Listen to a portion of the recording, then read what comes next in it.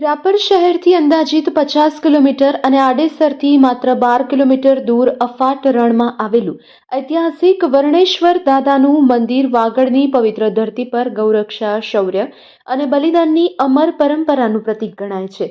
આ વર્ષે ઉત્તરાયણના પાવન પર્વના અવસરે ગૌસેવાની ભાવનાને સાકાર કરવા એક ઐતિહાસિક આયોજન થયું.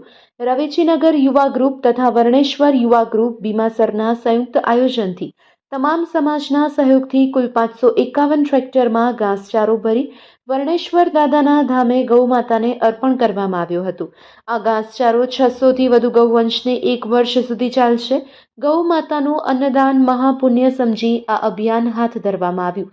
આ ગૌસેવા અભિયાનમાં વાગડ, પ્રાવથર, ચોરાડ, બનાસકાંઠા, સૌરાષ્ટ્ર સહિતના અનેક વિસ્તારમાંથી 18 વર્ણના લોકોએ એકતા અને શ્રદ્ધા સાથે સહકાર આપ્યો હતો.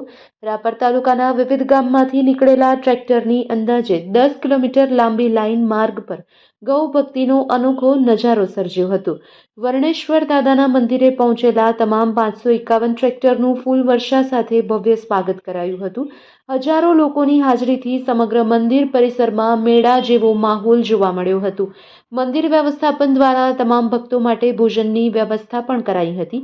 અહીં દર વર્ષે માઘ મહિનાની સુદ બીજના દિવસે વાગડનો પ્રસિદ્ધ ભાતીગળ લોકમેળો પણ યોજાય છે, જે વિસ્તારની ધાર્મિક અને સાંસ્કૃતિક ઓળખને ઉજાગર કરે છે.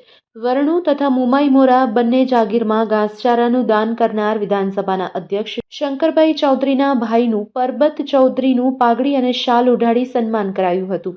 આ સમગ્ર કાર્યક્રમ વર્ણેશ્વર જાગીરના ગાદીપતિ મહંત શુભમગીરી બાપુના માર્ગદર્શન હેઠળ સફળતાપૂર્વક સંપન્ન થયો હતો.